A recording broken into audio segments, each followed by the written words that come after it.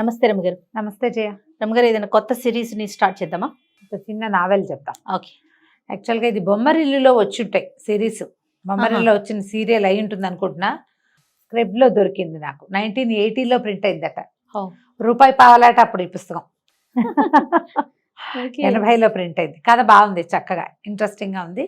విజయ చంద్రిక కథ పేరేనా? కథ పేరే. విజయ చంద్రిక ఒక అమ్మాయి అనమాట.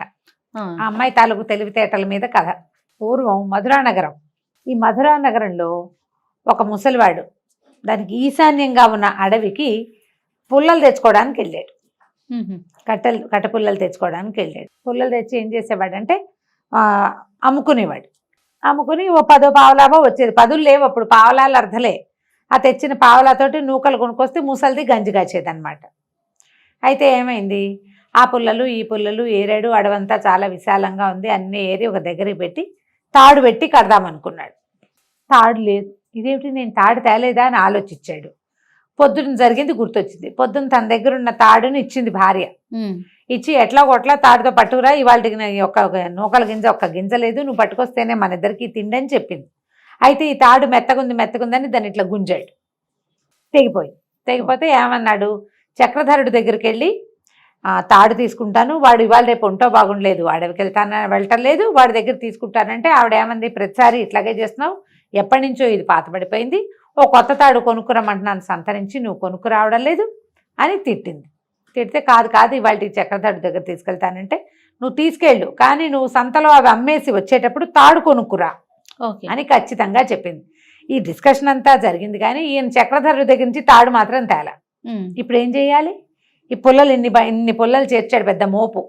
ఈ మోపుని కట్టగడితే కానీ నెత్తికెక్కవు, ఎక్కితే కానీ సంతలో అమ్ముడవ్వవు, అదైతే కానీ గింజలు రావు, అదైతే కానీ గంజి రాదు. ఏ కర్ర పుల్లలు లేకుండా వెళ్తే చంపేస్తుంది పెళ్ళాం. పొద్దునే ఒకటి మెట్టింది నెత్తి మీద. ఇప్పుడు ఏం చేయాలి ఆలోచించాడు. ఏదైనా తాడు, ఇంత అడవి కదా, ఓ తీగో ఒకటి ఏదైనా దొరకపోతుందా అని చెప్పేసి ఏం చేశాడు, అట వెతుకుతుంటే ఏదో ఇంత బారుగా ఒకటి కనపడింది. మామూలుగా అడవి తీగలు అవి ఉంటాయి కదా, ఒక్కరవ కను చీకటి పడుతోంది, బాగా చీకటి అయిపోలేదు, కొంచెం అడవిలో 4:30-5 గంటలకి చీకటి పడ్డట్టు ఉంటుంది. ఒక బారాటిది కనపడింది, ఒక బాగా 3 మూరల దాకా ఉంది, 2.5-3 మూరలు సరిపోతుంది. అది పోయి దాని దగ్గరికి వెళ్ళి చూశాడు. చూస్తే అది తీరా తాడు కాదు, ఒక చచ్చిన పాము. పాము చచ్చిపోయింది. అయ్యో ఏం చేయను, ఆ పాముతో ఇట్లా కడతావు. అయినా సరే ఏమనిపించింది, ఇంక ఏది దొరకల, పుల్లలు తీసుకెళ్ళిపోతే పెళ్ళాన్ని చంపేస్తుంది, ఆ తాడుతో చచ్చిపోయింది కదా, ఆ పాముతోటే కట్టేద్దామని ఆ పాముని ఇట్లా చేత్తపుచ్చుకున్నాడు. చచ్చిన పాముని ఇట్లా పట్టుకోగానే ఒక్క క్షణంలో ఈ చచ్చిపోయిన పాము మాయమైపోయి నీలం రంగులో ధగ మెరుస్తున్న ఒక మణిలాగా మారిపోయింది ఆ పాము. అది చూసుకున్నాడు, ఇదేమిటి తాడు ఇట్లా అయిపోయి, తాడు అనుకుంటే పాము అనుకుంటే మణి అయింది. దానికేసి చూస్తున్నాడు, ఏం చేయాలో తోచల. సరే ఇదేదో జరిగిందని పెళ్ళానికి చెబుదాము. ఆ తాడు అట్లా మారిపోవటాన్ని జీర్ణించుకోలేకపోయాడు. ఆ పుల్లలు అక్కడ బారేసి 4 పుల్లలు చేత్తో చంకలో పెట్టుకున్నాడు. నెత్తి మీద చిన్న గుడ్డ ఉంటుంది కదా, తల కట్టుకునేది, దాంట్లో 4 పుల్లలు మాత్రం తమ పొయ్యిలోకి పట్టుకుని ఇంటికి నడుచుకుంటూ పోయాడు. పెళ్ళానికి చూపించాడు. ఆవిడ 4 తిట్లు తిట్టింది, కానీ చివరికి ఆ మణిని చూసి ఆశ్చర్యపోయింది. నాగమణి అన్నమాట ఇది. నాగు అది ఎట్లా ఉందంటే నల్లటిది, ఇంత పొడుగాటిది. నల్లటి నాగు ఇట్లా మణిగా మారిపోయిందంటే నాగమణి అయ్యి ఉంటుంది అని. సరే దీన్ని ఏం చేద్దామని ఆలోచించుకున్నారు. ఆలోచిస్తే ఇతను అన్నాడు, వ్యాపారి దగ్గరికి వెళ్ళి అమ్ముతాం, శెట్టిగారి దగ్గరికి వెళ్ళి అమ్మేద్దామన్నాడు. నీ బొంద, శెట్టిగారి దగ్గరికి వెళ్తే 4 నాణేలు ఇస్తారు, నీకేమొస్తుంది. అట్లా కాదు, రాజు కప్పచెప్పాలి దీన్ని, ఆయన కొంచెం ఎక్కువ ఇస్తాడని. సరే రాజుగారి దగ్గరికి వెళ్దాం అనుకున్నాడు. ఆ మణిని చేత్తో పుచ్చుకున్నాడు. ఒక చిన్న గుడ్డలో మూట కట్టుకుని రాజుగారింటికి ప్రయాణం అయ్యాడు. మర్నాడు పొద్దున రాజుగారింటికి వెళ్ళాడు. రాజుగారు ఆ మణిని చూసి చాలా సంతోషించి ఇతను మోయగలిగినంత బంగారాన్ని ఇవ్వమని చెప్పాడు. ఆ మణి ఇట్లా పట్టుకునేసరికి ఆయనకు ఒక గగురుపాటు వచ్చింది. లోపల నీలం రంగుది ఇంతుంది. చాలా సంతోషం వచ్చింది. సంతోషంతో ఎంత మోయగలిగితే అంత బంగారం ఇవ్వమన్నారు. ఓ పెద్ద మూట నిండా, రోజు కట్టెల మోపులు మోసే అలవాటు ఉంది కదా, మోయగలిగేంత మూట కట్టుకుని సంతోషంగా ముసలివాడి వెళ్ళిపోయాడు. ఈ మధురానగరపు రాజుగారికి చాలా కాలంగా సంతానం లేదు. ఎన్నేళ్ళో అయింది వాళ్ళ పెళ్ళి. అయితే ఒకరోజు పొద్దున్నే ఆయన నిద్ర లేచి వచ్చి బాల్కనీలో నుంచుంటే కింద వాకిళ్ళు ఊడుస్తోంది ఒక దాసీది. ఊడుస్తూ అట్లా పైకి చూసి గబుక్కుని ఇట్లా మొహానికి చెయ్యి అడ్డం పెట్టుకుంది. ఏంటంటే ఏమనుకుంది, పిల్ల పాప లేదు, గొడ్డుమూత వాడి ఈయన చూస్తే ఇవాళ రోజంతా పాడవుతుందని. రాజైనా సరే అట్లాగే ఉంటుంది మరి. రాజుకి కలుక్కుమంది. నేను వేసే రొట్టె ముక్కలతో బతికే దాసీదానికి కూడా నేను లోకువైపోయాను. చీచీ, నేను ఇక్కడ ఉండకూడదు, ఏ అడవులకో పోవాలనుకున్నాడు. తన బతుకు మీద తనకే విరక్తి వచ్చింది ఆయనకి. ఎన్ని వైద్యాలు చేసినా సంతానం కలగల ఆయనకి. ఎన్ని యజ్ఞాలు చేశాడో, ఎన్ని రకాల మందులు మింగించారో రాణిగారితో, ఏం కలగల, ఏమీ అవల. సరే అక్కడి నుంచి వెళ్ళి భార్యకి చెప్పాడు, అమ్మ నేను అడవికి వెళ్ళిపోతున్నాను అనేసరికల్లా ఆవిడ కళ్ళ నీళ్ళు పెట్టుకుంది. నేను కూడా వస్తానంటే, నువ్వు ఎండకన్నారగానే సుకుమారివి, నువ్వేం వస్తావమ్మా అడవికి, వద్దంటే, అది కాదండి మగవారు మీరే దాసీది తల తిప్పుకుందనే మీకు సిగ్గుగా చిన్నతనంగా ఉంటే, ఆడదాన్ని ఏ ఫంక్షన్కి వెళ్ళినా, మన ఇంటికి ఎవరైనా వచ్చినా, నేనే మన ఇంటికి ఎవరింటికైనా వెళ్ళినా ఇక్కడి నుంచి నాకు ఏ అగ్రతాంబూలము ఇవ్వరు, నాకు బిడ్డ పాప లేరు కాబట్టి, గొడ్డుమొద్దానని నన్ను అనకుండా అంటూనే ఉన్నారు. రాణిని కాబట్టి పైకంటలేదు, కానీ అడుగడుగున ఏ వస్తువు తొలిగా నా చేతిలో పెట్టరు, ఏ పిల్లవాడిని నన్ను ఎత్తుకొనివ్వరు. ఎందుకు నేను మాత్రం ఇక్కడ ఉండటం, మొగుడిని కూడా పొట్టన పెట్టుకుంది గొడ్డుమొద్దని అంటారు, నన్ను తీసుకుపోండి నన్ను కూడా. అక్కడి నుంచి భార్య భర్త ఇద్దరు కలిసి అడవికి వెళ్ళిపోయారు. వెళ్ళిపోయాక ఆ అడవిలో ఒక మహాముని ఒక ఆయన ఉన్నాడు. ఆ మునికి ఇంతకుముందు ఈ రాజుగారితోటి చంద్రప్రభో ఏదో ఆయన పేరు పరిచయం ఉంది. ఆయన ఆశ్చర్యపోయాడు, ఇంత చిన్న వయసులో మీరు ఇలాగ రావటం ఏమిటి, దీన్ని ఏమంటారు, వానప్రస్థాశ్రమం. అడవికి వచ్చేసేది ఎప్పుడు వస్తారు, ఇల్లు వాకిలి వదిలిపెట్టేసి వృద్ధులు అయిపోయాక పిల్లలకి రాజ్యామంతా అప్పచెప్పిన తర్వాత వానప్రస్థాశ్రమంలో తపస్సు చేసుకోవడానికి వస్తారు. ఈ వైరాగ్యం ఏమిటయ్యా, ఇంకా చిన్నవాళ్ళు మీరు అనేసరికి ఆయన చాలా దుఃఖపడ్డాడు. రాజు, ఏం చేయము మునివర్య, మాకు సంతానం కలగలేదు, ప్రజలకి మా మా మా ఇది అంటే మా పరిస్థితి ప్రజలకు నచ్చటం లేదు, వాళ్ళు మా మొహం చూడకుండా అవుతున్నారు, చాలా అవమానకరంగా ఉంటుంది పరిస్థితి, సంతానం లేదు, రాజ్యానికి ఉత్తరాధికారి లేడు, మా పితరులకి నీళ్ళు వదిలే దిక్కు లేదు, తపస్సు అయినా చేసుకుందామని మేము వచ్చేసామంటే ముని అన్నాడు, కాదు కాదు, మీకు సంతానం ఉంది, మీకు ఒక పిల్లవాడు కలుగుతాడు, నా మాట విని వెళ్ళిపోండి, మీకు ఒక పిల్లవాడు లభిస్తాడు అని చెప్పాడు. వీళ్ళిద్దరూ వెనక్కి వచ్చేసారు. ఆ వెనక్కి వచ్చేసిన రాజుగారు ఇప్పుడు ఈ ముసలాయనకి ఇంత బంగారం ఇచ్చాడు. ఆ మణిని పట్టుకెళ్ళి భార్య చేతిలో పెట్టాడు. ఎప్పుడైతే ఈ భార్య చేతిలో మణి పెట్టాడో, అబ్బా ఎంత బాగుంది అన్నది క్షణంలో అది పిల్లాడిగా మారిపోయింది. ఆ మణి ఓహో, చచ్చిన పాము మణిగా మారి మణి పిల్లాడిగా మారిపోయింది. తెల్లగా మిసమిసలాడుతూ ఉన్న ఇంత బిడ్డ. ఇక రాజుగారు ఆశ్చర్యపోయాడు, ఇదేమిటి ఈ విచిత్రం, కుమారుడు లభిస్తాడని ముని చెప్పాడు, ముని వాక్యం వేరు కాదు, వమ్ము కాదు వాక్యం, చూడు పిల్లాడు లభించాడు, వీడే మన రాజ్యానికి ఉత్తరాధికారిని సంతోషంగా పెంచుకున్నారు. ఆ పిల్లాడికి మణివల్లభుడు అని పేరు పెట్టారు.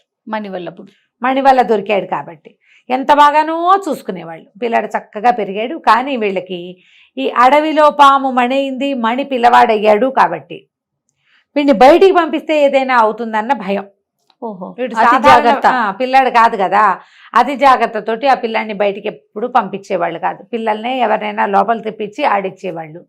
అట్లా అట్లా అట్లా అట్లా 12 ఏళ్ళు వచ్చినాయి. ఈ లోపల వాడికి వాళ్ళు వచ్చిన పిల్లలు ఫ్రెండ్స్, మేము చదువుకున్నాం, అది చదివాం, ఇది చదివాం అంటే ఏం నాకేమీ రాదు అనిపించేది. నేను కూడా చదువుకుంటా అన్నాడు. ఓ మాస్టర్ని పిలిచారు. చదువుకుంటుంటే ఇక్కడ చదివే చదువు కుదరదు అనిపిస్తుంది. కొన్నాళ్ళు పోయాక ఇంకోటెవడో వచ్చి నేను గురుకులం నుంచి వచ్చానన్నాడు. ఏం చేస్తారంటే గురుకులంలో అలా ఉంటుంది, ఇలా ఉంటుంది, ఇలా చెప్పేసరికి వీడికి ఉత్సాహం, పాపం వాడికి వెళ్ళిపోవాలని కోరిక. వాళ్ళ అమ్మని నాన్నని అడిగాడు, వాళ్ళు ససేమిరా అన్నారు. చూసి చూసి చూసి చూసి 12 ఏళ్ళు నిండుతుండగా ఈ అబ్బాయి కొంత ధనాన్ని మూటగట్టుకుని ఒక గుర్రం ఎక్కి అడవిలోకి పారిపోయాడు. వెళ్ళిపోయేసరికల్లా ఇక వెళ్ళిన వాడు అట్లా అట్లా అట్లా అట్లా అట్లా వెళ్ళి ఆ గుర్రంతో ఒక నదీ తీరానికి చేరాడు. అది ఇంచుమించు కోసల రాజ్యం దాకా వెళ్ళిపోయాడు. ఏదో కొంత ఆహారం తీసుకెళ్ళాడు, మధ్యలో ఆగాడు. వాడికి ఎక్స్పెడిషన్ లాగా ఉందన్నమాట ఆ వెళ్ళే దారి, ఉత్సాహంగా ఉంది. ఆ కాలంలో దారులు కాచేవాళ్ళు వాళ్ళు అలాంటి వ్యవహారాలు ఏం పెద్దగా లేవు, సుమారుగా ఉన్నాయి, ఎక్కువ లేవు. వెళ్ళాడు, పిల్లాడిని వెళ్ళిపోనిచ్చారనమాట. ప్రజలు చూసినా కూడా చూసి చూడట్టు ఊరుకున్నారు. ఎవరో రాజుల పిల్లాడు వెళ్తున్నాడు అనుకున్నారు. అక్కడికి వెళ్ళాక ఒక చెరువు తీదలో దీని దగ్గర ఒక కుర్రాడు ఎవరో బట్టలు ఉతుక్కుంటూ కనపడ్డాడు. దగ్గరలో ఏదైనా ఊరుందా, అంటే ఇది పెద్ద అడవి, ఇందులో ఊరు లేదు బోర్ లేదు, ఉన్నదంతా మా గురుకులం మాత్రమే ఉంది అన్నాడు. అమ్మో గురుకులం ఉందా, ఎలాంటి గురుకులం, గురుగారి పేరేమిటి, అదేంటి ఇదేంటి అని అడిగాడు.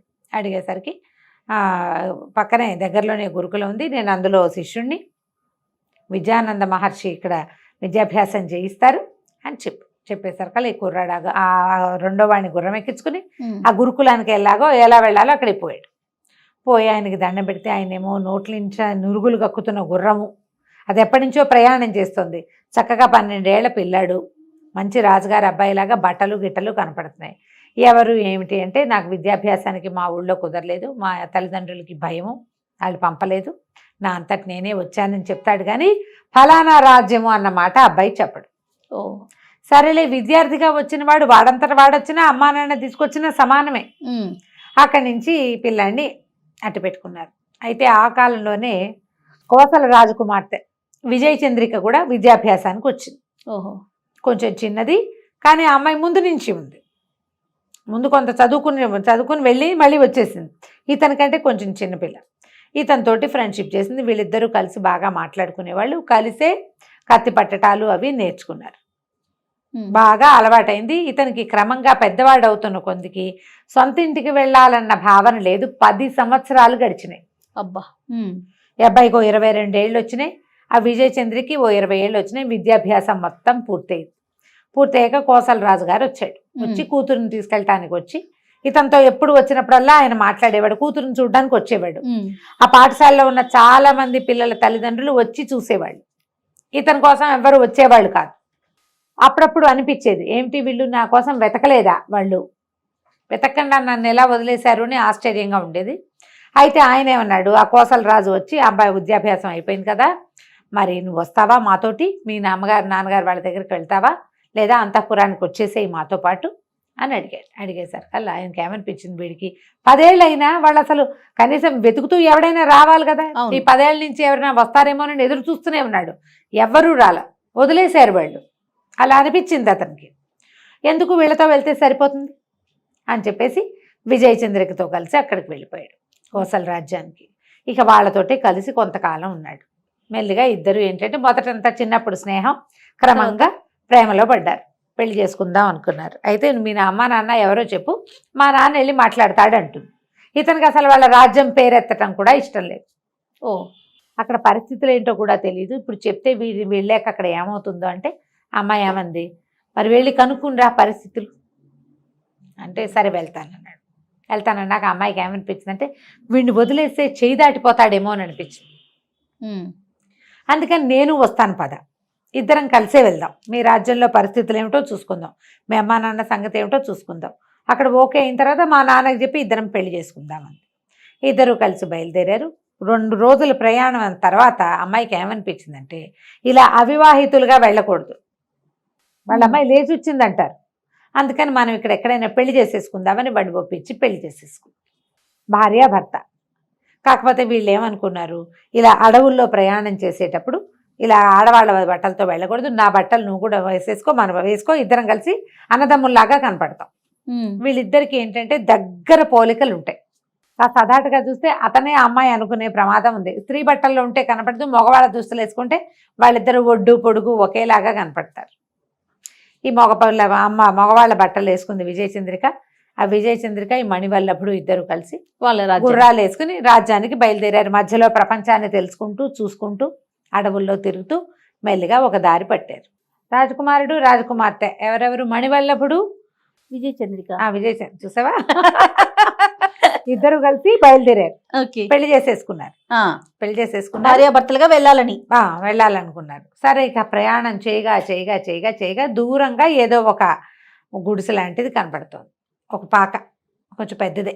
తీరా చూస్తే అక్కడికి వెళ్తే ఒక ముసలం ఉంది. అక్కడ ముసలం ఉంటే, మా వాకాసిన మంచినీళ్ళు ఇస్తావా అంటే, నాయన ఇంత నిర్జనంగా ఉన్న అడవిలోకి ఎందుకు వచ్చారు, ఎలా వచ్చారు, ఏమిటి అని అడిగారు.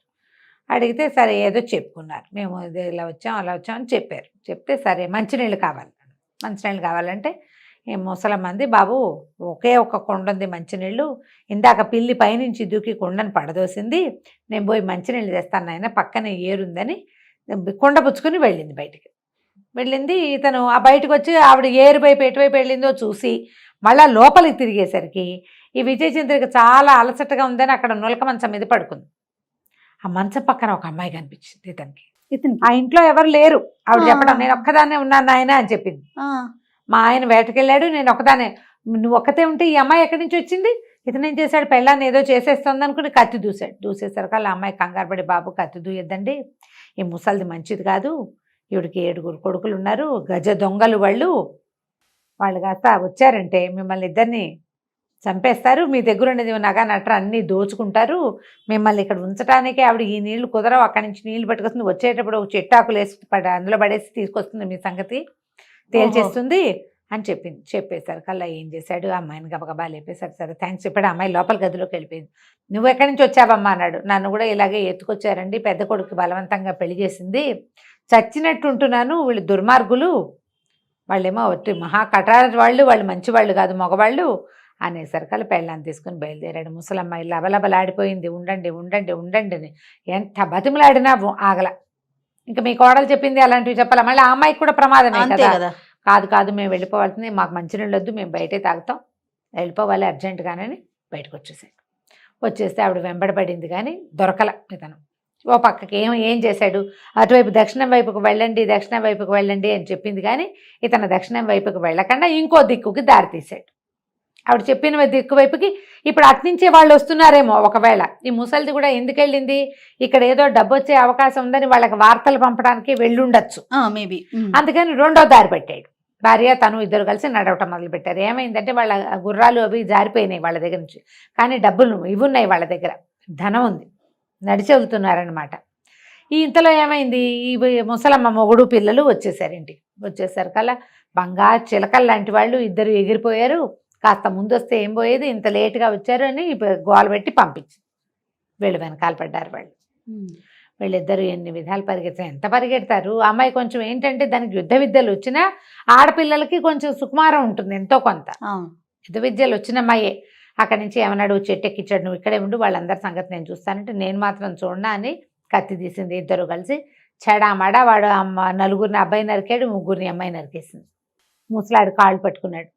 ఆ ముసలమ్మ భర్త, బాబు వదిలేసే, పిల్లల కోసమే కదా ఇంత కష్టపడతాం మేము, పిల్లల్ని కాస్త చంపేశావు, ముసలిది ఒక్కతే అయిపోతుంది, కోడలు కూడా ఉంది, మమ్మల్ని వదిలే అంటే వదిలేసేసి ఈ మగవాళ్ళ దుస్తులు ధరించి బయలుదేరారు. వెళ్ళగా అవంతి నగరానికి చేరారు. వీళ్ళు ఓ నగరానికి చేరాక ఏమైంది, సరే ఏమన్నాడు, మనం ఓ పని చేద్దాం, కొద్ది రోజులు ఇక్కడ ఉందాం, కొంచెం ఆహారం వండుకొని తినడానికి సామాన్లు పట్టుకొస్తానని ఆ అమ్మాయిని ఒక చోట పెట్టి వీడు పట్టణంలోకి వెళ్ళాడు.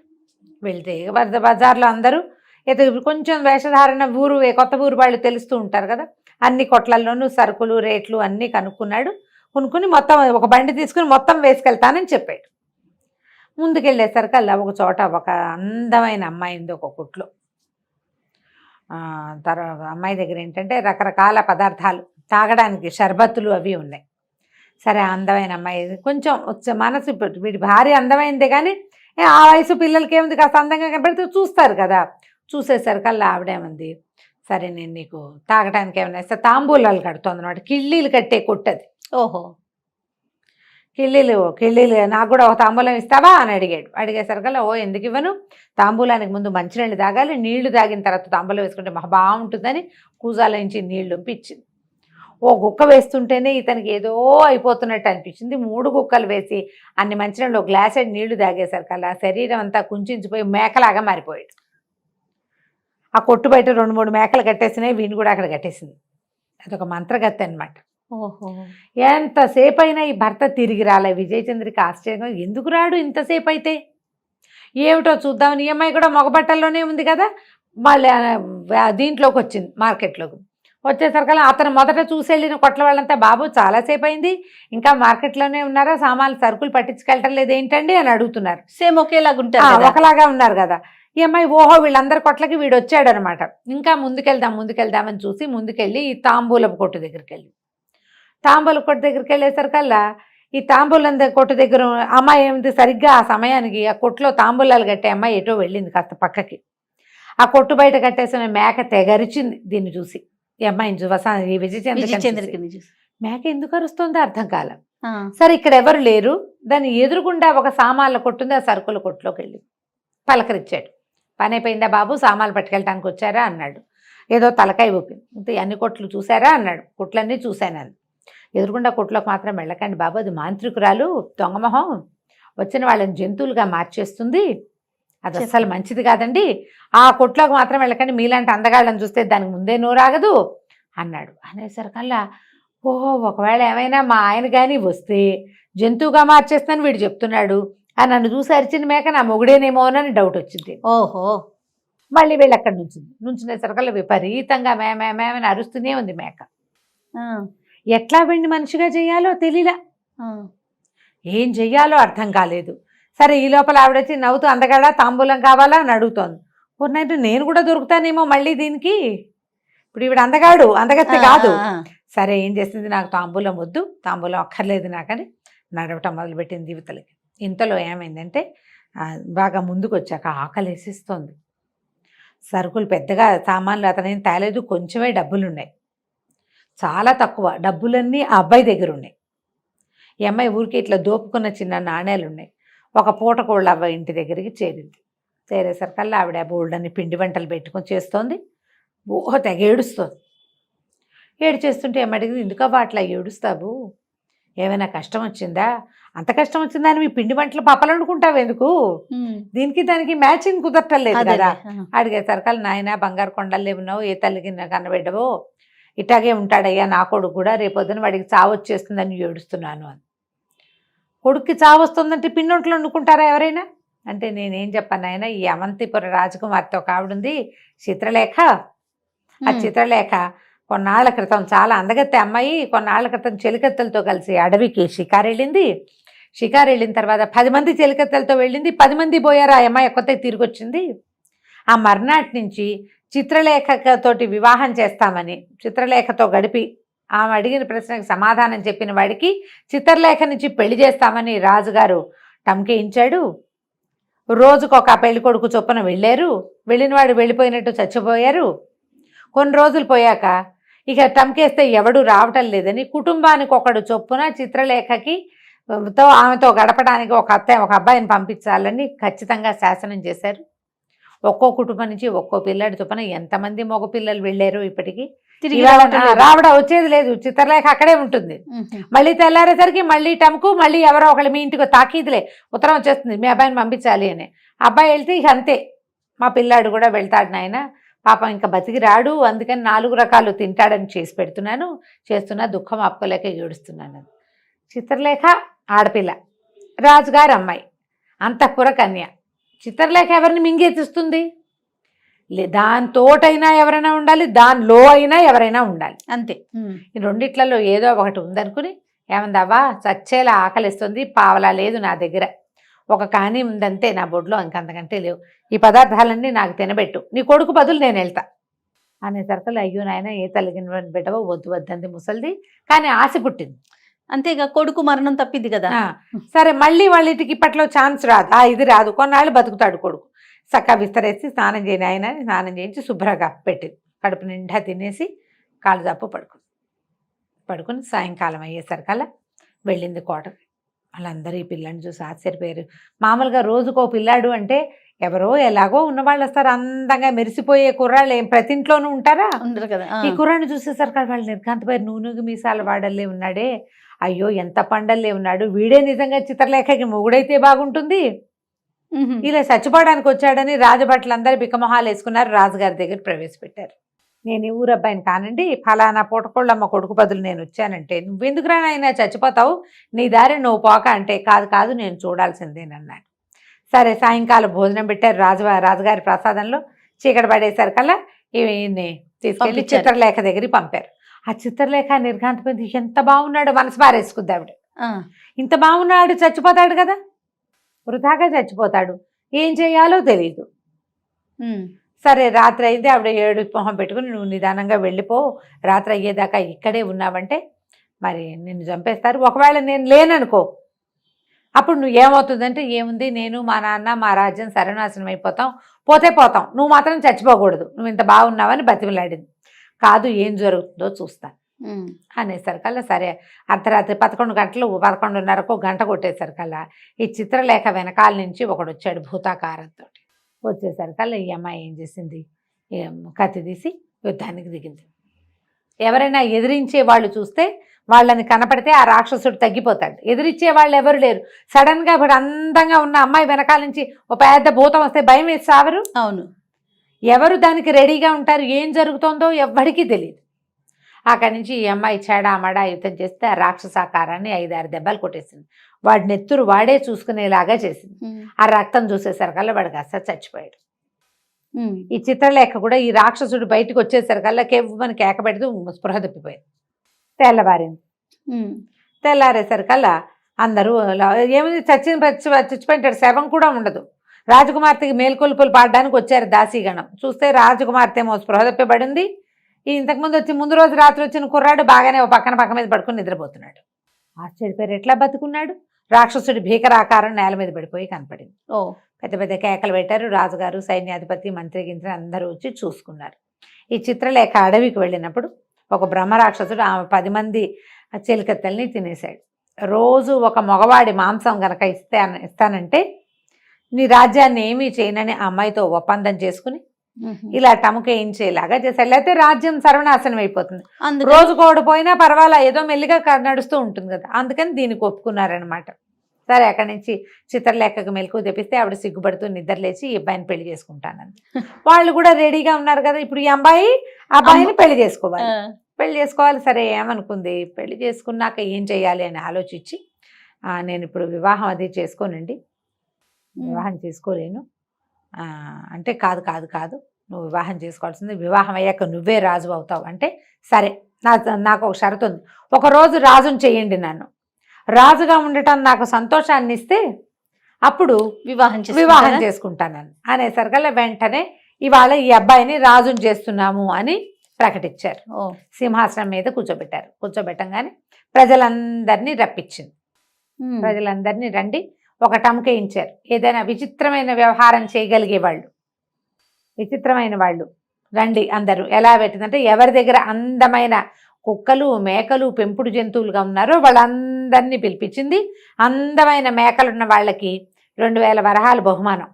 తెలివిగా రాజుగారు అన్నాడు, అదేంటమ్మా అట్లా పెట్టావు అంటే, అట్లా కాదండి, ప్రజలకి వాళ్ళు జంతువుల్ని బాగా చూసుకోవాలని తెలుసుకుంటారు, అందుకని పెట్టానండి. ఈ 20 మేకలున్న మంత్రగత్తె కూడా తీసుకొచ్చింది. అందరివి మేకలు, కుక్కలు అన్నీ చూశారు. బాగానే ఉంది. కొంతమంది కుక్కల్ని, కొంతమంది కుందేళ్ళని, రామచిలకల్ని పెంచుకునే వాళ్ళు. అందరిలోకి ఎక్కువ మేకల్ని పెంచుకోగలిగే సత్తా ఉన్నది ఈవిడ. అక్కడి నుంచి సరే, ఇంకొక బహుమానం ప్రకటిస్తాను. ఎవరైనా సరే జంతువుని మనిషిగా మార్చగలిగే మంత్రశాస్త్రం తెలిసిన వాళ్ళు ఉన్నారా మన సభలో? ఉంటే చెయ్యొద్దండి. మీ దగ్గరున్న జంతువుని మనిషిగా మీరు మార్చగలరా? ఎలా మారుస్తాం? ఏమిటో ఇది దిక్కుమాలవన్నీ అడుగుతున్నాడు రాజకుమారుడని ఎవరి దారిని వాళ్ళు సర్దుకున్నారు. ఈ మేకలావిడకి ఆశ పుట్టింది. ఎంత ఇస్తారు జంతువుకి అని అడిగింది. ఒక్కో జంతువుకి 2000 వరహాలు ఇస్తామన్నారు. ఏం చేయగలవు? నాకు ఇప్పుడే డబ్బులు ఇచ్చేస్తానంటే నేను మార్చగలను, నాకు ఆ మంత్రశక్తి ఉందని. సరే ఇచ్చేస్తాం, మార్చేయమన్నారు. ఈ వెంటనే ఈ మేక, ఈ మంత్రగత్తె ఏం చేసింది, తన సంచిలోంచి ఓ చిన్న ఇంత సీసాడు నీళ్లు తీసి దాన్ని మంత్రించి మేకల మీద చల్లింది. ఒక్కో మేక ఒక్కో అబ్బాయికి చొప్పున మారిపోయి 20 మంది మేకలు 20 మంది అబ్బాయిలు అయిపోయారు. అందులో తనకు భర్తని గుర్తుపట్టింది అమ్మాయి. మణివల్లభుడు ఉన్నాడు అందులో, మేక అయిపోయాడు. కానీ మగవేషంలో ఉంది విజయచంద్రిక. విజయచంద్రిక మగవేషంలో ఉంది. తన మొగుడిని తను గుర్తుపట్టగలదు కదా, రాజుగా ఉంది ఇక్కడ. గుర్తుపట్టేసింది. గుర్తుపట్టేశాక మా బహుమానం అంది మంత్రగత్తె, దగ్గరికి రాని. దగ్గరికి రాగానే మెడ ఎగరగొట్టేసింది కత్తితోటి. హాహాకారాలు చేశారు సభలో. వాళ్ళ స్త్రీని చంపేసిందని. ఇప్పుడు ఆ అమ్మాయి ఎదురుగుండా పక్క కొట్ల వాళ్ళకి తెలుసు ఈ అమ్మాయి మంత్రగత్తె అని. లోకానికి ఏం తెలుస్తుంది, అది అందగత్తెగా కనపడుతోంది. మేకలు పెంచుకునే బంగారు తల్లి అంతే కదా కనపడుతుంది. అప్పుడు ఈ అమ్మాయి ఏం చెప్పిందంటే, ఇది అమ్మాయి మంత్రగత్తె, ఈ పొరుగు రాష్ట్రాల నుంచి మీ దగ్గరికి ఇక్కడ పనుల కోసమో వ్యాపారం కోసమో లేదా తిరగడానికో వచ్చిన వాళ్ళలో అందగాళ్ళని సెలెక్ట్ చేసి వాళ్ళ మీద నీళ్లు చల్లి వాళ్ళని మేకల్ని చేస్తుంది. ఇందులో ఉన్నవాడు ఇగో ఇతను నా భర్త, నేను స్త్రీని, మేమిద్దరం భార్యాభర్తలం అని చెప్పి ప్రజలంతా హాహాకారాలు చేశారు. రాజుగారు అమ్మాయి హతాశులైపోయారు. ఈ అబ్బాయికి ఇచ్చి పెళ్లి చేద్దాం అనుకున్నారు కదా, అదేమో అమ్మాయి అని తేలింది. అక్కడి నుంచి చిత్రలేఖ వలవల ఏడవటం మొదలుపెట్టింది. అయ్యో నేను నిన్ను మొదటి చూపులోనే ప్రేమించాను, నువ్వు ఇట్లా మా ఆడవాదాన్ని అయిపోతే నేనేం చేయాలి, నేను ఎవరిని పెళ్లి చేసుకోవాలి, నేనేం కావాలి అని ఏడ్చేశారు కల్లా ఈవిడ ఏమందంటే, అట్లా కాదు, నువ్వు సరిగ్గా నా భర్తను చూడు, నేను ఆయన వేరే వేరేగా ఉన్నామంటే అప్పుడు చూశారు సరిగ్గా, చూస్తే ఆ సింహాసనం మీద కూర్చున్నవాడు ఈ మేకల మంద మధ్యలో నుంచున్నవాడు ఒకేలా ఉన్నారు. నేను ఆయన రెండో భార్యగా నిన్ను స్వీకరిస్తాడు, మన ఇద్దరం కలిసి ఉందామని చెప్పింది. నువ్వు నాతో ఉండటమే కదా నీకు కావాల్సిందని ఈ రెండో అమ్మాయిని చిత్రలేఖనిచ్చి మణివల్లభుడికి పెళ్లి చేయించింది. బాగుంది. రాజు రాజుగారు కూతురు, ఇద్దరు కూతుళ్ళు అల్లుడితోటి హాయిగా ఉన్నారు, కొంతకాలం అక్కడే ఉన్నారు. ఉన్నప్పుడు ఈ అమ్మాయి చిత్రలేఖ పదే పదే భర్తను అడిగేది, మీ దేవురు, నువ్వు ఏ దేశానికి రాజకుమారుడివి, నువ్వు రాజకుమారుడు కాకపోతే రాజకుమార్తె నిన్నెందుకు పెళ్లి చేసుకుంటుంది అంటే చెప్పేవాడు కాదు అతను.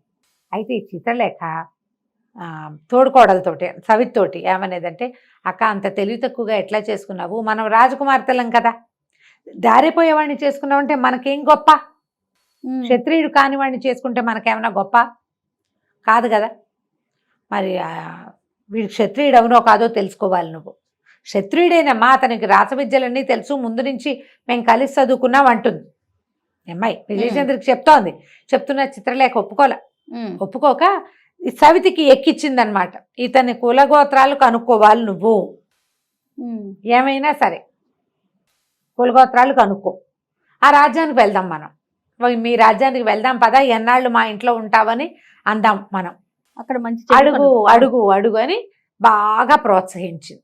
తను అడిగేది నవ్వుతూ. ఈ అమ్మాయి ఏంటంటే మొదటి భార్య, అతను మొదట ప్రేమించి పెళ్లి చేసుకున్నాడు కదా, ఇప్పుడు ఈ పెళ్ళి అంటే అనుకోకుండా జరిగిన పెళ్లి, విజయచంద్రికతో జరిగింది ప్రేమించి పెళ్లి కదా, అందుకని ఎంతసేపు ఇట్లా ప్రోవోక్ చేస్తే సరే ఏమైంది, ఒకరోజు భార్యాభర్త షికారు వెళ్ళారు.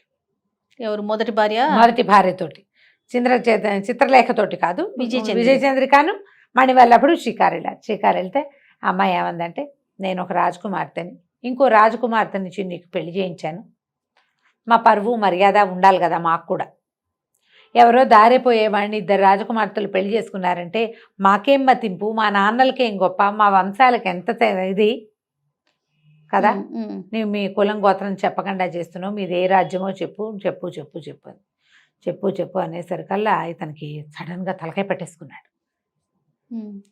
తల పట్టుకుని అబ్బా అన్నాడు, పెద్ద తలనొప్పి వచ్చినట్టు అయిపోయింది.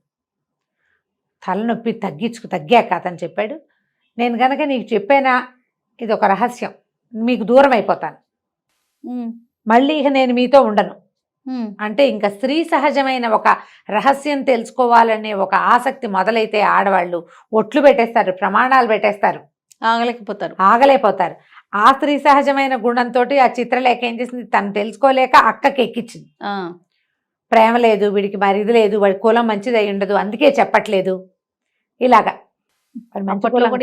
ఉన్నాయి, ఎప్పుడైనా ఉంది, కులగోత్రాల కోల ఎప్పుడూ ఉంటుంది. అమ్మాయి క్షత్రియకాంతలు, క్షత్రియుడినే పెళ్లి చేసుకోవాలి, వాళ్ళు కులం తప్పేశామేమో అన్న అనుమానం లోపల, ఎవరైనా ప్రజల్లో చెప్పుకుంటారేమో అన్న సిగ్గు.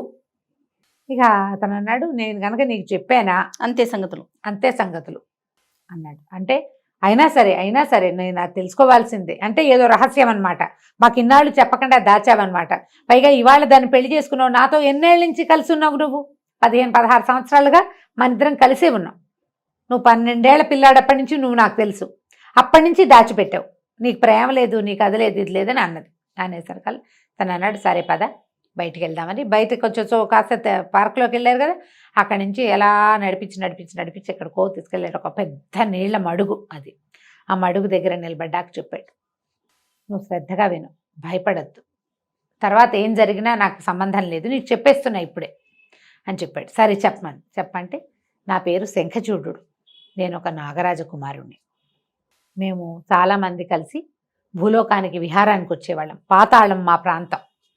ఈ శంఖచూడు అతని ఫ్రెండ్స్ పైకి వచ్చేవాళ్ళు అనమాట.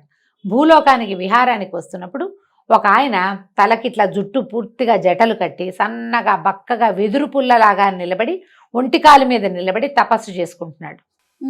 తపస్సు చేసుకుంటుంటే ఏమిటి ఈయన ఏం చేస్తున్నాడు, ఈ జుట్టు ఏమిటి ఇట్లా ఉంది, మనిషి ఏమిటి ఇట్లా ఉన్నాడని మాట్లాడుకున్నాం మేమంతా. మా స్నేహితులు అన్నారు, తపస్సు చేస్తున్నాడు ఈయన, ఎవరో ముని అంటే, ముని అయితే ఏం చేస్తాడో చూద్దామని నేను అతన్ని చుట్టుకుంటే వీళ్ళు అందరూ హాహాకారాలు చేశారు, వద్దు శపిస్తాడంటే వీడి వల్ల ఏమవుతుంది అనుకున్నాను నేను. నేను ఈ చుట్టుకుపోవటం వల్ల ఒంటికాల మీద నిలబడ్డా ఆయన పడిపోయాడు నాతో సహా. ఎప్పుడైతే ఆయన కళ్ళు తెచ్చాడో ఆయన కళ్ళ నుంచి వచ్చిన మంటలకి నా స్నేహితులంతా భయపడి పారిపోయారు. ఆయన చుట్టుకుపోయి ఉండటం వల్ల నేను తప్పించుకోలేకపోయాను. ఆయన నీకు ఇంత పొగరా శంఖచూడ, నువ్వు ఇలాగే మట్టిలో కలిసిపో అని శపించాడు. నేను బతిమలాడాను. నేను ఏనాడు తపస్సు చేసేవాళ్ళని చూడలేదు, మొదటిసారి భూలోకానికి వచ్చాను, అందువల్ల నా వల్ల ఈ తప్పు జరిగింది, నన్ను క్షమించు క్షమించు క్షమించని చాలా బతిమలాడాను. మట్టిలో కలిసిపో, చచ్చిపోమని శపించాడు. మట్టిలో కలిసిపోవడం చచ్చిపోవడం. అయితే ఒక పని అప్పుడు ఆయన చాలా బతిమలాడాక నా తండ్రి అయిన వాసుకి పట్ల దయతలిచి నన్ను వదిలిపెట్టాడు. నాకు శాప అవసానం చెప్పాడు, నువ్వు ఇలాగే చచ్చిపడి ఉంటావు, నిన్ను ఎవడైనా మానవుడు ముట్టుకుంటే నువ్వు మణిగా మారతావు. ఓహో. నిన్ను ఒక స్త్రీ ఆమె చేతిలోకి తీసుకోగానే నువ్వు బాలుడిగా మారతావు, వాళ్ళతో పాటు జీవించు. వివాహం అయిన తర్వాత నీ భార్య నీ గత జన్మని గుర్తు చేసి ప్రశ్నించే వరకు నువ్వు మానవ మాత్రుడుగానే ఉంటావు. ఎప్పుడైతే నీ గత జన్మ నీకు జ్ఞాపకం వస్తుందో అప్పుడు శాప విమోచనం. అప్పటి వరకు నువ్వు ఈ భూలోకంలో బతుకుతూ ఉండమన్నాడు. నేను అప్పుడే చచ్చి పడిపోయాను. నన్ను ఒక కట్టెలవాడి చేతిలోకి తీసుకున్నాడు, నేను మణిగా మారా. తీసుకెళ్ళి అక్కడి నుంచి మధురానగర రాజుగారి అంతఃపురంలో ఆ రాణిగారు నన్ను పట్టుకుంది, నేను బాలుడిగా మారాను. వాళ్లే నాకు మణిగా భూషణుడిగా పేరు పెట్టారు. మొత్తం చెప్పాడు. నేను అక్కడి నుంచి 12 సంవత్సరాల వయసు వచ్చాక వాళ్ళని విడిచిపెట్టి వచ్చాను. మధురానగరపురంలో రాజకుమారుడిగా పెరిగాను నేను. ఇప్పుడు నన్ను అడిగావు కాబట్టి ఇక నాకు శాప విమోచనం అయిపోయింది. ఇక నేను మీతో కలిసి జీవించను. నాకు గుర్తొచ్చినా, నాకు గుర్తు రాగానే నాకు శాప విమోచనం అయిపోయినట్లే. జ్ఞాపకం వచ్చినా మీ ఇద్దరిని వదలలేక నేను చెప్పలేదు, నువ్వు బలవంత పెట్టావు నన్ను చెప్పేదాకా. చెప్పా కాబట్టి ఇక నేను ఇక్కడ ఉండనని పెద్దది 4 మూరలు పొడుగున నల్లటి వికృతాకారం కలిగిన పాముగా మారిపోయాడు అతను. ఈ అమ్మాయి చూస్తుండగానే మహాభయంకరంగా ఉంది. అది జర జరా పాకుతూ ఆ మడుగులోకి ప్రవేశించి వెళ్ళిపోయాడు. ఓహో. కళ్ళు తిరిగి పడిపోయింది విజయచంద్రిక. మెలకు వచ్చి చూస్తే ఏముంది, మడుగు మోత గట్టు మీద తను ఒక్కతే ఉంది. లబోదిబోమని ఏడ్చింది, చేయగలిగేది ఏం లేదు. అక్కడి నుంచి ఇంటికి వెళ్ళింది ఏడుస్తూ. వెళ్ళేసరికల్లా చిత్రలేఖ ఆశ్చర్యపోయింది. ఏం జరిగింది అంటే, నీ వల్లే మనకి ప్రాప్తి వచ్చింది.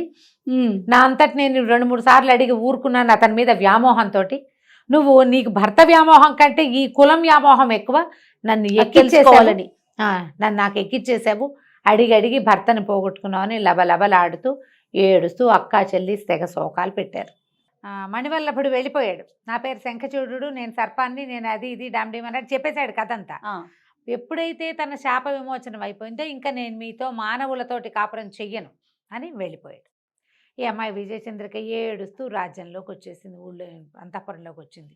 తెగ తిట్టింది ఆ చిత్రలేఖని. నీ వల్లే ఇలా నేను అడగాల్సి వచ్చింది, అనవసరమైన ఎంతూసియాజం రేకెత్తించావు నాకు. ప్రశ్నించి చివరికి అతను శాప విమోచనం అయిపోయిందని వెళ్ళిపోయాడు. భర్త లేకుండా ఉండిపోయాం ఇప్పుడు మనం. పోనీ పెళ్ళిళ్ళన్నా కాకుండా ఉంటే మళ్ళీ వివాహాలైనా అయ్యేవి, ఇప్పుడు మనం ఏం చేస్తాము అని బాగా ఏడ్చింది. ఇద్దరు కలిసి శోకాలు పెట్టారు. ఏం చేస్తారు, వెళ్ళిపోయిన వాడిని తెచ్చుకోలేరుగా. అక్కడి నుంచి నేను మా ఇంటికి వెళ్ళిపోతానంటే చిత్రలేఖ బతిమలాడింది, అక్క నన్ను క్షమించు, నా వల్లే ఇంత పని జరిగింది, చూద్దాం ఏదైనా ఒక ప్రయత్నం చేద్దాము, నువ్వు మాతోటే ఉండిపో. రాజ్యానికి రాజు ఎవరు, మన ప్రాణనాథుడు. ఆయన భార్యగా నువ్వే ఆ సింహాసనం మీద కూర్చుని, నువ్వు మొదటి భార్యవు కాబట్టి మేము దానికి ఒప్పుకునే కదా నన్ను ఇచ్చి పెళ్లి చేశాడు మా నాన్న, రెండో భార్యగానే, కాబట్టి రాజ్యం నీది. అయితే విజయచంద్రికనే రాజుని చేశారు. ఆ అమ్మాయే రాజ్యం చూసుకోవాలి. అయితే అమ్మాయి ఏమందంటే, నాకు ఒక ఐడియా ఉంది, ఐడియా ప్రకారం చేస్తాను. సరే, అప్పుడు ఈవిడ చాటింపు వేసింది. ఎవరైనా ఏదైనా ఒక విచిత్రాన్ని, అద్భుతమైన సంఘటనని చూసినా తెలుసుకున్నా అది మాకు తెలియజేయండి. నేనెన్నడూ చూడని అద్భుతాన్ని తెలియజేసిన వాడికి మోయగలిగినంత బంగారం ఇస్తానని ప్రకటన చేసింది. తెలివిగా చేసింది. అప్పుడు చిత్రలేఖ ఎందుకక్క వీటి వల్ల ఏం ప్రయోజనం అంటే, అట్లా కాదు, ఏదైనా మనకిప్పుడు ఈ అద్భుతాన్ని చూసామా మనం, చచ్చిన పాము మణివటం ఏమిటి, మణి పిల్లాడవటం ఏమిటి, వాడు మనకి మొగుడవటం ఏమిటి, అది సంవత్సరాలు అతనితో కలిసి ఉన్నాను నేను. నువ్వంటే ఇప్పుడు ప్రేమించావు, వివాహం చేసుకున్నావు, నన్ను ప్రేమించావు, నా మొగుడిని నువ్వు పెళ్లి చేసుకున్నావు. నేను చదువు మొదలుపెట్టిన దగ్గర నుంచి నాతో పాటు ఉన్నాడు, నాకు తెలియలా. ఒక్క వాక్యం బయటకు వచ్చేసరికి మాయమైపోయాడు. అద్భుతాలు ఇవన్నీ. అలాగే ఏదైనా ఒక అద్భుతం అందితే చూద్దాం. ఒక ఏడాది పాటు ప్రయత్నం చేస్తాను ఇతని కోసం. దొరకలేదా ప్రాణత్యాగం చేసుకుంటా. తర్వాత నీ తండ్రి, నీ రాజ్యం, నువ్వు మీ బాధ మీరు పడండి అని చాటింపేసింది. ఎవ్వరూ రాల. ఊళ్ళో వాళ్ళంతా మాట్లాడుకునేవారు. ఏదైనా అద్భుతం అనగానే పక్కవాడు నాకు కూడా తెలుసు అనేవాడు. ఇద్దరికి ముగ్గురికి తెలిసినవి అద్భుతాలు అవ్వవు. ఎవ్వడికి తెలియంది కదా అద్భుతం అంటే. అవును. అయితే ఆ ఊళ్ళో ఓ బ్రాహ్మడు ఉన్నాడు. కొంచెం పేదవాడు. ఆయన యాయవారం చేసుకునేవాడు. 5, 6 పిల్లలు ఉన్నారు. వాళ్ళ ఆవిడ అంది, రోజు మంచి రోజులు చెప్తావు ప్రతి వాళ్ళకి, ఏం ప్రయోజనం నీ వల్ల? ఈ రాణిగారు ఏదో ప్రకటన చేసింది, ఒక అద్భుతాన్ని ఏదైనా చెప్పచ్చు కదా. ఎట చెప్తామే అద్భుతాన్ని, చూడకండా అన్నాడు. చూడైతే రోజు రొట్టెలు చేసిస్తా, పో రోడ్ల మీదకి వెతుకు. తేగలిగినంతతే నా పిల్లల్ని నేను ఎట్టాగొట్ట గడుపుకుంటా, వెతుకు, చూడు. ఇప్పుడు ఇళ్ళ మధ్యలో వాకిళ్ళ మధ్యలో ఏమవుతాయి అద్భుతాలు? ఎక్కడికో నడిచిపోతే ఏదో అవుతుంది అని తోలింది. రొట్టెలు చేసి ఇచ్చింది. పొద్దున్నే చద్దనం తిన్నాడు ఇంట్లో. ఆ రొట్టెలు భుజాన్ని వేసుకుని బ్రాహ్మణ ఆయన వెళ్ళటం మొదలుపెట్టాడు. వెళ్ళగా ఏదో ఆ కారడు ఇలాగా అడవి దాటాడు. ఎవరో 2 భార్య భర్త కనపడ్డారు, ముసలి వాళ్ళు. బాబు ఏదైనా తినటానికి ఇవ్వండి అని. సరే ఈయన ఏం చేశాడు, ఇంత దూరం వచ్చాము, ముందుకెళ్తే ఏదైనా ఇల్లు ఒక చిన్న ఊరు ఏదైనా తగిలితే ఎవరో ఒకళ్ళు అన్నం పెడతారు. ముసలి వాళ్ళు వీళ్ళు అంతవరకు నడవలేరని ఆ 2 రొట్టెలు చెరుకో రొట్టె ఇచ్చాడు. బాబు నీకు ఉంచుకోకుండా మాగిస్తా అంటే, పర్వాలేదు, నేను కాలు సత్తు ఉన్నవాడిని, ముందుకు నడిచి వెళ్తా, ఎక్కడో చోట నాకు ఆశ్రయం దొరక్కపోదు, బ్రాహ్మణులకు అన్నం పెట్టే రోజు అది, అన్నం వండుకునేందుకు ఏదో దొరుకుతుంది, ఏదో బ్రాహ్మణులు ఇల్లే దొరికితే ఒక ముద్ద అన్నం పెడతారు వాళ్ళే అని చెప్పాడు. ఈ రొట్టెలు ఇచ్చేసిన తర్వాత ఇంకా నడవటం మొదలు పెట్టేసరికల్లా ఆయన అనుకున్నట్టు ఈ అడవి తొందరగా దాటలేకపోయాడు. పెద్ద అడవా? పెద్దదే. సరే ఏమైంది, ఇంకా ఎండగా ఉంది. అక్కడ ఏవో కనపడితే మంచినీళ్ళు తాగాడు. ఎండగా ఉంది కదా అని ఒక చెట్టు కింద పడుకున్నాడు. ఎండ తగ్గాక వెళ్దాంలే, నీళ్లు తాగాం, మనకేం ఆకపోతున్నా అన్నం తిన్నాడు కదా. చెట్టు కింద పడుకున్నాడు. చల్లగాలికి చాలా హాయిగా నిద్ర పట్టేసింది. ఆయన లేచేసరికి కను చీకటి పడిపోయింది. అయ్యో అనవసరంగా నిద్రపోయాను, నడుద్దామని నడక మొదలుపెట్టాడు. కానీ ఎంత నడిచినా అడవి తరగల. వీళ్ళ ఊరికి దగ్గరగా ఉన్నదే, అతను ఆ వైపు ఎప్పుడు రాలా అటు. సరే ఏమనుకున్నాడు, చూస్తే ఒక పెద్ద వటవృక్షం, పెద్ద మర్రి చెట్టు. సరే దీని మీద పడుకుందాం, ఈ పూటకి చీకటి పడిపోయింది, రాత్రి అయ్యేసరికి ఇంకా కనువెలుగు కూడా ఉండదు అడవిలో. చెట్టు ఎక్కి పడుకున్నాడు. మంచినీళ్ళు తాగేశాడు. ఇంకో 2 కరకరలు ఏవో తెచ్చుకున్నాడు. ఆ 2 నవిలేసి, రొట్టెలు అయిపోయినాయి, 2 నవిలి కాసిన మంచినీళ్ళు తాగి ఆ పక్కన కొలంలోంచి చెట్టెక్కి పడుకున్నాడు. పడుకుంటే ఉన్నట్టుండి ఏదో సందడి వినపడింది. చూస్తే చెర చెర చెరమని శబ్దంతో 4-5 మహాసర్పాలు పాక్కుంటూ వచ్చాయి చెట్టు కిందకి. హడిలిపోయాడు. అది ఎట్లా ఉందంటే పౌర్ణమికి దగ్గర రోజు, అందుకని పాముల పలక కనపడుతుంది. అమ్మో అనుకున్నాడు, ఏం చెయ్యాలో తెలియలే. కానీ ఇతను చూస్తూ ఉండగానే ఆ 4 సర్పాలు 4 దివ్యాభరణాలు ధరించిన మానవుల్లాగా అయిపోయారు. ఈ చెట్టు కిందంతా శుభ్రంగా ఊడ్చేశారు, నీళ్లు చల్లారు, ఎక్కడి నుంచి తెచ్చారో అవన్నీ, అక్కడి నుంచి ముగ్గులు వేశారు, ఏమిటో అలంకారం చేశారు. కళ్ళు ఇలా తలుచుకోగానే ఇవొచ్చేసినాయి ఆసనాలు, బోల్డన్ని ఆసనాలు ఏర్పరిచారు. ఒక సభకి సరిపడా ఏర్పాటైపోయింది కింద. ఈయన ప్రాణాలు అరిచేతిలో పెట్టుకుని ఆ చెట్టు కొమ్మని ఖర్చుకుని పడుకుని చూస్తున్నాడు. ఒక గంట గడిచేసరికల్లా ఆ బుసలు విపరీతంగా 4 పాములు వస్తుంటేనే శబ్దం వినపడింది. ఇప్పుడు అట్లా కాదు, పెద్ద సముద్ర ఘోషలాగా ఉంది. బుస కొడుతున్న పాముల శబ్దాలు వినపడుతున్నాయి. చూస్తూ ఉండగానే కొన్ని వేల సర్పాలు వచ్చాయి అక్కడికి ఆ చెట్టు కిందకి. ఆ సర్పాల్లో అతి పెద్దది, ఇంత పెద్ద పడగ, చాలా పడగలు కలిసి ఉన్నట్టుగా ఉండి మణులతో ఉన్న ఒక సర్పం చకచక నాయక స్థానంలో ఉన్న సింహాసనం దగ్గరికి వచ్చింది. ఒకేసారిగా పెద్ద దివ్యాకృతిని దాల్చి మనిషిలాగా అయిపోయింది. అందరూ కూర్చొని, అంటే ఈయన నాయకుడు, వీళ్ళంతా నాగులు, అందరూ మనిషి రూపాల్లోకి వచ్చారు. తలా ఒక ఆసనంలో కూర్చున్నారు. ఏమిటో డిస్కషన్లు చేసుకున్నారు. ఏమిటి సంగతులు, సందర్భాలు అవన్నీ మాట్లాడుకున్నారు. ఎవరెవరు ఎక్కడికి వెళ్ళారు, ఏ లోకంలో ఉన్నారు, వాళ్ళు ఎందుకు రాలేదు, వీళ్ళు ఏం చేస్తున్నారు, ఇలాంటివి కనుక్కున్నారు. 3:30 అవగానే తెల్లవారుజామున వేగు చుక్క పొడిచే సమయానికి మొత్తం సర్పాలన్నీ వెళ్ళిపోయినాయి, కుర్చీలన్నీ మాయమైపోయినాయి, ఆకులు అలవలు మామూలుగా చెట్టు కింద ఎలా ఉండాలో అలా అయిపోయింది.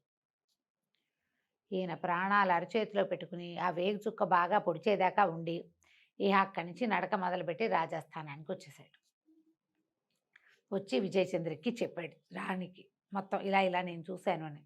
సరే ఇవిడ నన్ను తీసుకెళ్ళమంది. అమ్మ మీరు చూడలేరమ్మా, పామును చూస్తే హడిలిపోయాను, మగవాడిని నేనేను, మీరు చూడలేరంటే, అయినా సరే మొత్తం భర్త సర్పంగా మారిపోవటం చూసింది ఆ అమ్మాయి.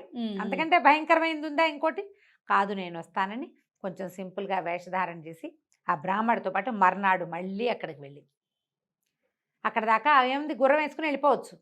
ఆయనంటే నడిచాడు, వీళ్ళు రథాలతో వెళ్ళిపోతారు కదా. రాత్రి ఇద్దరు విజయచంద్ర కూడా చెట్టు ఎక్కింది, చెట్టు మీద కూర్చొని మొత్తం కింద జరుగుతున్న సీన్ అంతా చూసి మళ్ళీ సేమ్ డిట్టో ముందు రోజు రాత్రి ఏం జరిగిందో మర్నాడు కూడా అదే జరిగింది. మూడో రోజు ఏం చేసింది, వెళ్ళిపోయారు. తెల్లవారంగానే ఇద్దరు రథం అవతల ఎక్కడో పెట్టుకున్నారు, రథం ఎక్కి ఇంటికి వెళ్ళిపోయారు. అక్కడికి బ్రాహ్మడికి నువ్వు ఎంత మొయ్యగలిగితే అంత తీసుకెళ్ళమని బంగారపు రాసుల దగ్గర కూర్చోబెట్టారు. ఆయన బంగారం 3-4 సంచుల నిండా నింపుకుని భుజాన్ని వేసుకుని తీసుకుపోయాడు. ఆయన దరిద్రం తీరిపోయింది. ఈ అమ్మాయి ఏం చేసిందంటే చిత్రలేఖను రెడీ చేసింది, పద మన ఇద్దరం వెళ్దామని. అక్కడి నుంచి కొంతమంది పని వాళ్ళని బోళ్ళని సామగ్రిని మోయించుకుని ఆ అడవిలో ఉన్న చెట్టు దగ్గరికి తీసుకెళ్ళి ఏ వటవృక్షం మీద అయితే తను కూర్చుని కింద సీన్ చూసిందో ఆ చెట్టు కిందంతా శుభ్రం చేయించింది పని వాళ్ళతోటి. ఆసనాలు వేయించింది, చక్కగా ముగ్గులు వేయించింది, రకరకాల అగరవత్తులు వెలిగింపించింది, పువ్వులతో అలంకారం చేయించింది. మీరంతా వెళ్ళిపోండి అని మొత్తం జనానంతా పంపించేసింది. చీకటి పడేసరికల్లా వీళ్ళిద్దరూ అక్కా చెల్లి చెట్టెక్కి కూర్చున్నారు, సవతలిద్దరు. అర్ధరాత్రి అయ్యింది, 11-11:30 అయ్యేసరికల్లా పాములు వచ్చేసినాయి. వచ్చి ఆ పెద్దగా నాయకమణిలాగా ఉన్నాయని ఆశ్చర్యంగా, ఇదేమిటి, ఇది ఏర్పాట్లు మనవి కాదు, ఎవరు చేశారు, ఇక్కడ ఒక అపూర్వమైన వాసన వస్తుంది, ఇది మనకు తెలిసిన వాసన కాదు, మానవ నిర్మితం, ఇది ఎవరు చేశారు ఏమిటి అనగానే చెట్టు మించి దిగొచ్చారు వీళ్ళిద్దరు అక్క చెల్లెళ్ళు. పావులు లేవు, ఇప్పుడు అందరూ మానవ రూపాల్లో ఉన్నారు. నన్ను నమస్కారం చేశారు. ఆయన ఆశ్చర్యంగా అడిగాడమ్మా, ఇవన్నీ మీరే చేశారా తల్లి అని అడిగాడు. నేనే చేయించాను అని అమ్మాయి కథ అంతా చెప్పింది. ఒక రాజకుమారుడు ఎక్కడి నుంచో పారిపోయి వచ్చాడు, మేమిద్దరం స్నేహంగా ఉన్నాం, పెళ్లి చేసుకున్నాం, వివాహం అయ్యాక పుట్టిళ్ళు చూపిస్తానని తీసుకొచ్చాడు, మధ్యదారిలో ఈ అమ్మాయిని వివాహం చేసుకున్నాడు, మేము కలిసే ఉన్నాం. మరి జీవిత రహస్యం అతను మీ ఇల్లు ఎవరు ఏమిటి అని నేను బాగా నిలదీసేసరికల్లా తాను ఒక సర్పాన్నని చెప్పాడు, సర్పంగా మారిపోయి వెళ్ళిపోయాడు. మేము ఒకళ్ళకిద్దరం అన్యాయం అయిపోయాం, నా రాజ్యానికి రాజు లేడు, ఈ దీని రాజ్యానికి రాజు లేడు, పోనీ మేము కన్యలమైతే ఇంకోళ్ళని వివాహం చేసుకునే వాళ్ళం, మేము వివాహితలం. ఇప్పుడు ఏం చేయాలో తెలియక ఈ సర్పాన్నిగా మారిపోయిన మా భర్తని పట్టుకోవటానికి ఇక్కడికి వచ్చాం అనేసరికల్లా, అమ్మ అలాగా వీళ్ళలో వీళ్ళని గుర్తుపడతావా నీ భర్తనంటే? ఎవరిని గుర్తుపడతారు, వాళ్ళు ఎవరు వీళ్ళకి తెలియదు, అందరినీ సర్పాలుగా మారిపోమన్నాడు. సర్పాలు చూస్తే అసలు గుర్తుపట్టలేరు. అమ్మాయి ఏం చెప్పిందంటే, మాకు తెలీదు, నేను ఆ సర్పరూపంలో ఒక్కసారే చూశాను, అతను వెళ్ళిపోయేటప్పుడు మానవ రూపంలో ఉన్నాడు, మీరంతా దివ్యులుగా కనపడుతున్నారు, అతను దివ్యుడుగా కనపడ్డు, మానవుడిలోనే ఉత్కృష్టమైన సౌందర్యం ఉన్నవాడుగా కనపడతాడంతే అని, అతని పేరు శంఖచూడు అంది. అనగానే ఆయన గుండు మండిపోయింది. శంఖచూడ ఎక్కడున్నావని గట్టిగట్టిగా కేకలు పెట్టాడు. నంగనాచిలాగా దాక్కున్నావా, ఇంత పని చేసి నువ్వు? వీళ్ళని చూసి దాక్కున్నాడు అతను. భార్యలను చూసి బయటకు వచ్చాడు. బయటకు వచ్చేసరికి ఆయన ఇది క్షమించరాని నేరం, ఇలాంటి తప్పు ఎందుకు చేశావంటే, ఆ గడగడ వణుకుతూ శంఖచూడు ఏం చెప్పాడంటే, నేనేం చెయ్యను, నా భార్య నన్ను పట్టి బలవంత పెట్టి నా జన్మరహస్యం అడగంగానే నాకు శాప విమోచనం అని చెప్పాడు ముని. విమోచనం అయిపోయాక నేను ఎందుకు వీళ్ళతో ఉండాలి, నా రహస్యం అడగద్దుని బతిమలాడిన స్త్రీ చాపల్యంతో ఈ అమ్మాయి నా మాట వినలేదు. అడగద్దు, నీకేం లోటు వచ్చింది, భర్త ఉన్నాడు, హాయిగా ఉండొచ్చు కదా, ఎందుకు నా జీవిత రహస్యం నీకంటే వినిపించుకోలేదు? అడిగి తెలుసుకుంటే కానీ ఒప్పక నా శాప విమోచనం చేసేసింది, అందుకే నేను వెళ్ళిపోయాను. నేను నాగుండని తెలిసాక వీళ్ళతో నేను ఎట్లా కాపురం చేస్తాను అని అడిగాడు. అడిగేసరికల్లా ఆయన అన్నాడు, నాగరాజు, అప్పుడు ఆ మాట కరెక్టే, కానీ స్త్రీలకి సహజంగా ఉంటుంది రహస్యం తెలుసుకోవాలనే ఒక ఆలోచన. పైగా నీ భార్యలు రావడంతో భర్తలకి రహస్యం ఉంది అంటే భార్యలు అసలు ఊరుకోలేకపోతారు, మోసంగా భావిస్తారు దాన్ని. అతని రహస్యాన్ని కలిగి ఉండటాన్ని వీళ్ళు ఒప్పుకోరు. నా రహస్యం, నా జీవితం ఇతని చేతిలో ఉంది కదా, ఇతని రహస్యం నాకు ఎందుకు తెలియకూడదు అనిపిస్తుంది. ఇది మానవ సహజం. సరే, ముని శాప విమోచనం అయినా కూడా నీకు అనుజ్ఞిస్తున్నా, నీ భార్యల మరణం వరకు నువ్వు వాళ్ళతోటే కలిసి జీవించు, సంతానాన్ని పొందు, వాళ్ళ రాజ్యాలకు ఉత్తరాధికారులు కూడా వస్తారు అని చెప్పి భార్యలతో ఉండిపోమని చెప్పాడు. ఓకే. తెల్లవారుతుండగా సర్పాలన్నీ యథాస్వరూపంలో వెళ్ళిపోయినాయి. అక్కడ రాజకుమారుడు, ఈ అమ్మాయిలు ఇద్దరు మిగిలారు, మణివల్లభుడు, భార్యలు ఇద్దరు మిగిలారు. వీళ్ళు క్షమాపణ చెప్పుకున్నాడు, నేను ఇంకా చేయలేని స్థితిలో వెళ్ళిపోయాను, మిమ్మల్ని వదిలిపెట్టి వెళ్ళటం నాకు ఇష్టం లేదు కానీ అని చెప్పి సారీ చెప్పుకున్నాడు. ముగ్గురు కలిసి తమ ఎక్కడో ఆపిన రథాన్ని ఎక్కి ఇంటికి వచ్చేసారు. కొద్ది రోజులు ఇక్కడ ఉండి ఆ తర్వాత మధురా నగరానికి వెళ్ళిపోయారు. ఆ మధురా నగరపు రాజకుమారుడు కదా ఇతను. అవును అవును. వాళ్ళ అమ్మ నాన్నకి కనిపించడానికి వెళ్ళాడు. ఈ 3 రాజ్యాల్ని ఏకకాలంలో పరిపాలిస్తూ ఎన్నో సంవత్సరాలు భార్యలిద్దరితో విజయచంద్రికతోటి చిత్రలేఖతోటి సంతానాన్ని పొంది సుఖంగా ఉన్నాడు. కథ కంచికి మనం ఇంటికి. చాలా బాగుంది రమ్య గారు. చిన్న సిరీస్ అయినా కూడా చాలా బాగుంది. ఇంట్రెస్టింగ్గా ఉంది. అవును. నమస్తే. నమస్తే.